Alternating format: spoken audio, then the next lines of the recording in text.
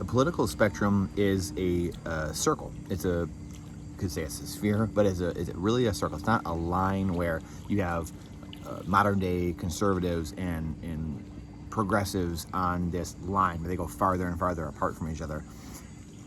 At least in the American sense of the word, it's a circle where the further you get away from each other, the closer you actually become. And this is something we have talked about over the years, really the last 10, 15 years. I've had this growing sentiment, this intuition inside of me, this gut feeling that, everyone wants, I shouldn't say everyone, most people want freedom, right? Vast majority of people want freedom. They want to be left alone. They want to be told, not told what to do.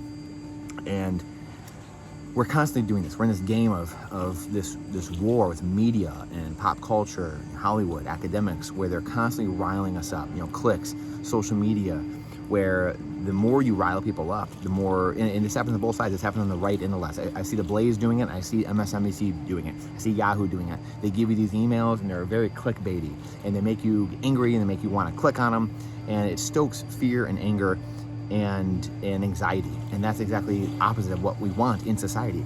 So most people, coming back to the circle, most people want freedom, and most people don't want to be told what to do. Most people believe on that, right? So most people want that for their life. So why is it split 50-50 when it comes to voting, things of that nature? It's because we're being lied to, number one. We live in a simulation, a matrix, where people, all the simulation is, or the matrix is your perceptions. God, or Bob Proctor's 6 higher faculties given to you by God: your intuition, will, reason, imagination, memory, and in intuition. I can't remember, don't even know which ones I just said, but there's 6 of them, right? And we've talked about these many, many times over time. And most people just use their 5 senses, and they're conscious, and they don't use their subconscious, where everything gets filtered through. And because we are constantly being stoked of anger, we are fighting each other. We're 50-50 on issues. We're being told there's the fake prison of 2 ideas, and there's only 2 options when there's really a billion options in life. There should be 1,000 different political parties, and only because media and broken currencies have done this to us, where it's profitable to get people angry at each other, and then to create problems, and then issue their own solutions, people that create the problems. So when you have this spectrum,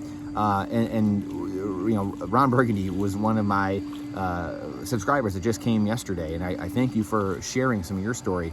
And and it sounds like we do agree on a lot. In this spectrum, the further you get away, these progressive and conservative, seems like they're farther away, right? They're opposite, but they really come closer together. Fascism, if you get farther and farther away, and fascism and communism are really very similar. They're very close to each other on that circle, right? You have this world where you start getting away from each other, and you have this conservative and progressive ideologies, and if further you get even on those extremes, people think they go wider and wider and farther away, but they don't. They actually come back towards the top again, or towards the bottom, and they meet, and they create totalitarianism. Like Ron Burgundy said in the comment from the video yesterday about George Gammon, and the huge problem I have with George Gammon and what he doesn't understand about Bitcoin. We all have blind spots. I have many blind spots. George knows many, many, many, many more things than I do about macro. The question, again, I'd have for George is, why are you learning an entire system that's going to be obsolete in the next 5 years, 10 years, 15, 20 years? Who cares? You're the sinking leg. You're studying the Titanic and how they created this unsinkable ship. Or why it's so great and wonderful, yet it's sinking. It's going to the bottom of the ocean. So instead of studying the thing that's ill-fated, start learning and understanding the new system that we are operating under.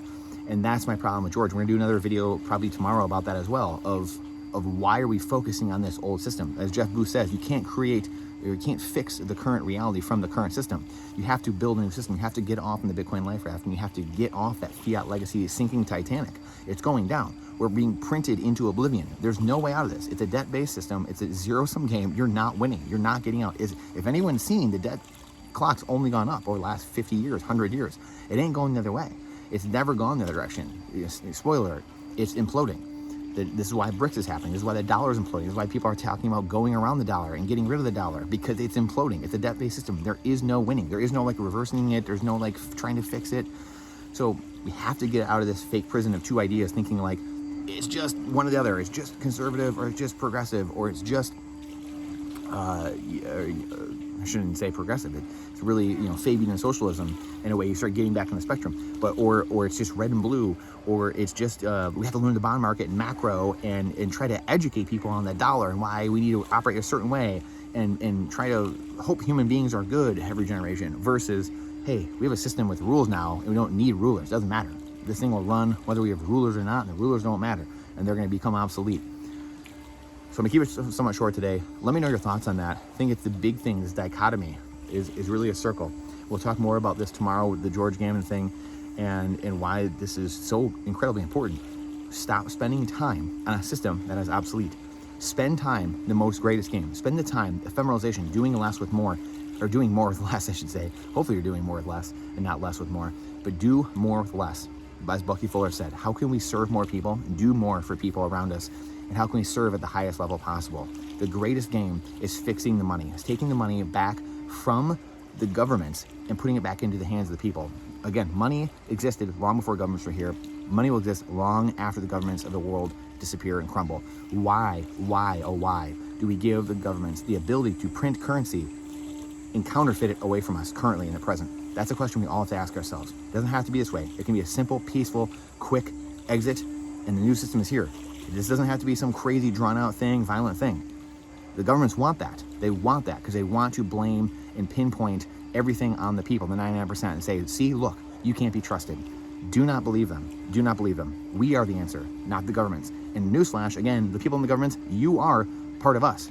You're part of us. You might think you're not sometimes, and you're high and mighty, and you're smarter than everybody, but you're not. You're sucked into a massive, ever-growing organization that gets bigger and bigger and bigger and feels it is more superior than everything else out there and more important, but you're not. You are just one of us, and we are you. I appreciate you. Please share this out. Algorithm hates truth. I appreciate you coming to my TED Talk. We'll get more into it then tomorrow, this world of creating the new world where we want to be in instead of worrying about and studying this old system. This is not financial advice. It's free advice. Trust everything, or trust but verify. Question everything I'm saying. Question everything with boldness, even the existence of God himself. I look forward to seeing you on the next one.